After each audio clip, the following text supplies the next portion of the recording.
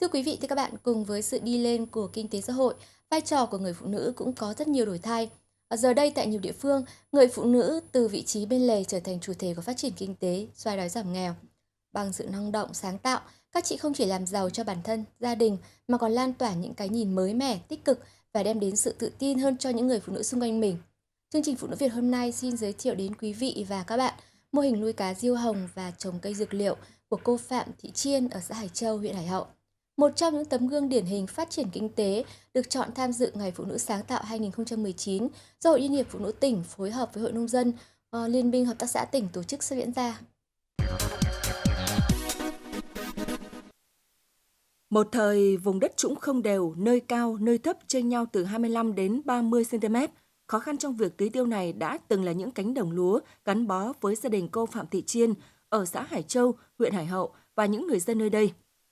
Nhưng dẫu cho vất vả nắng mưa thì thu nhập vẫn không cao, năng suất trồng lúa cũng chỉ được hơn 1 tạ 1 sào. Cùng với sự vận động của địa phương trong việc chuyển đổi cơ cấu cây trồng trên đất hai lúa kém hiệu quả, năm 2004, gia đình cô là một trong 10 hộ gia đình đầu tiên của xã Hải Châu mạnh dạn đi đầu trong việc chuyển đổi với 15 mẫu diện tích ban đầu. Trong cuộc suy tính để vượt lên nghèo khó, bằng sự năng động, dám nghĩ dám làm, cô Chiên đã cùng chồng đi tìm hiểu nhiều mô hình kinh tế và cuối cùng quyết định đặt chọn số vốn liếng, công sức và cả niềm hy vọng với nghề nuôi trồng thủy sản, chủ đạo là nuôi cá diêu hồng. Tuy nhiên, để bắt đầu một mô hình mà ở địa phương còn khá mới mẻ, vợ chồng cô phải dành rất nhiều thời gian, tìm hiểu, học hỏi, học đến đâu, làm đến đó và quyết tâm theo đuổi đến cùng. Từ cách đào ao, chọn giống đến chăm sóc cá, ngoài ra, cô Chiên còn trồng cây đinh lăng, rau màu theo vụ.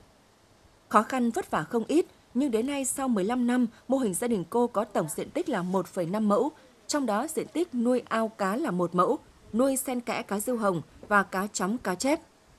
Ngoài ra, diện tích trồng cây đinh lăng và cây dược liệu là 5 sào.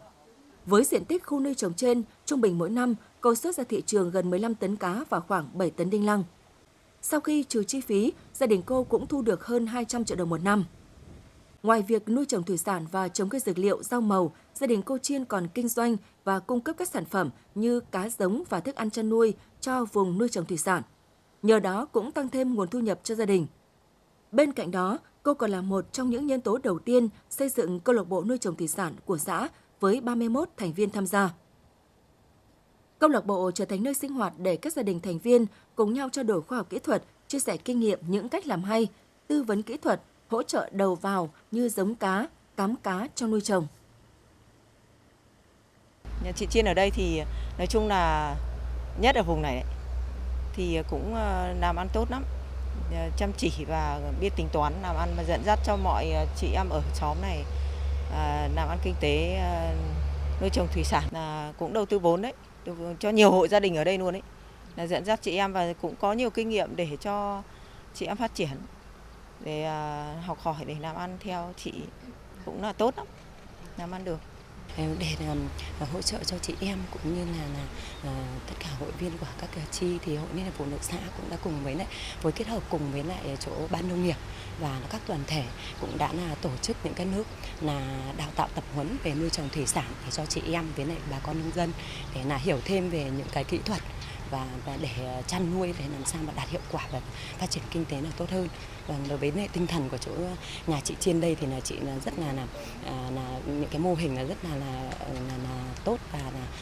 đạt cái hiệu quả kinh tế, và chị đã rất là cần cù, chịu thương chịu khó và tìm hiểu về những cái về ví dụ như là kỹ thuật hay là rồi là những cái giống, rồi là tạo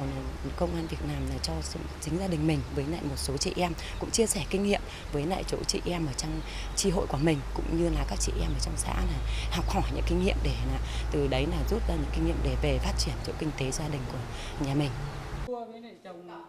Thành quả hôm nay là trái ngọt từ bàn tay và khối óc của vợ chồng cô, trong đó có phần đáng kể từ sự kiên trì học hỏi, không cam chịu thất bại. Cô xứng đáng là một trong những tấm gương tiêu biểu của phụ nữ thời hiện đại, không chỉ giữ lửa ấm trong gia đình mà còn mạnh dạn phát triển kinh tế, làm giàu cho gia đình xã hội, góp phần xây dựng quê hương đất nước ngày càng giàu mạnh. Thưa quý vị, thưa các bạn, trong phần tiếp theo của chương trình thì xin mời quý vị và các bạn chúng ta sẽ cùng gặp gỡ với cô Phạm Thị Chiên ở xã Hải Châu, huyện Hải Hậu, một trong những người phụ nữ có những cái mô hình phát triển kinh tế rất là hiệu quả. Vâng, thưa cô, thì cô có thể chia sẻ xuất phát từ đâu gia đình cô lại có ý tưởng xây dựng cái mô hình phát triển kinh tế như hiện nay ạ? Trước đây thì hoàn cảnh kinh tế của tôi thì cũng khó khăn. Vì vậy tôi chuyển đổi sang trồng lúa năng suất thấp sang nuôi trồng thủy sản. Thì tôi có được đi tham quan thì nhiều nơi thì thấy người ta chuyển đổi là thấy có hiệu quả, nên tôi về đã có động lực để phát triển kinh tế gia đình để khấm khá hơn. Từ hồi chuyển đổi thì sang nuôi trồng thủy sản và trồng cây đinh lăng trên vườn thì kinh tế gia đình đã phát triển hơn so với trước đây.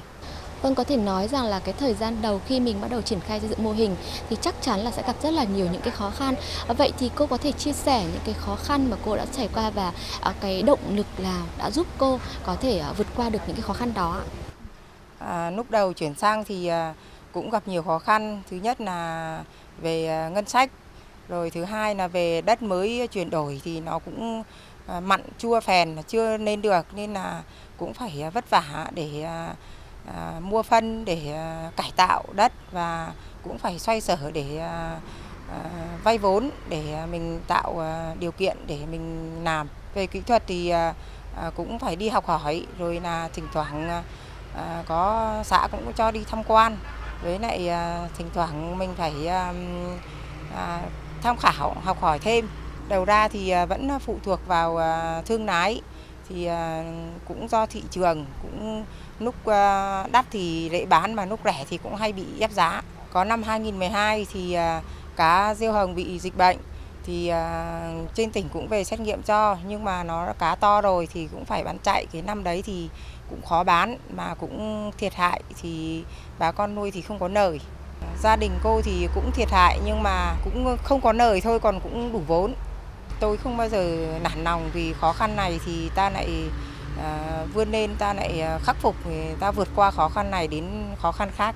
không thể nản lòng được. Vâng, thực tế là việc nuôi cá diêu hồng cũng như là trồng cây đinh lăng thì không phải là mới. Tuy nhiên thì cô có cái bí quyết nào mà tạo được cái thị trường cũng như là giữ được cái chân khách hàng đến với mình ạ? Bí quyết của tôi là phải chịu khó học hỏi, mà phải nắm bắt cái thị trường nhanh nhạy, bán hàng hay mua hàng hay như thế nào đều phải giữ cái chữ tín cho mình.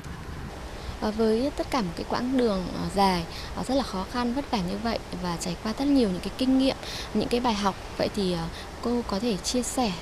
với rất là nhiều chị em phụ nữ khác, những người mà vẫn chưa tìm được con đường để có thể phát triển kinh tế cho gia đình mình, và một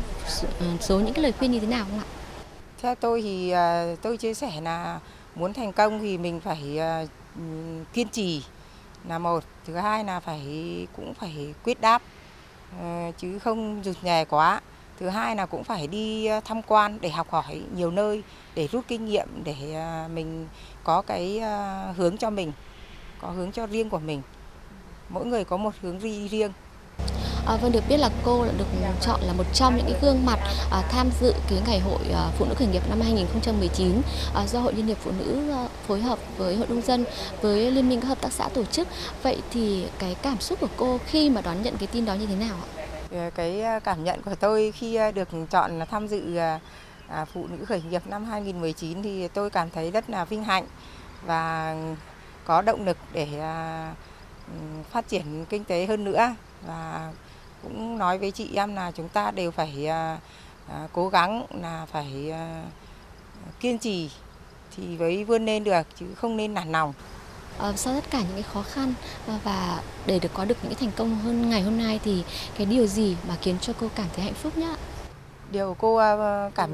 cô cảm nhận nhất là bây giờ cô đã nuôi con cái cô được trưởng thành, ăn học đến nơi đến chốn, và con nào cũng có ngành nghề tử tế, là do cái cố gắng phấn đấu của mình. Kinh tế bây giờ cũng ổn định, đã đạt được ý muốn của mình. Vâng, vậy thì cô có thể chia sẻ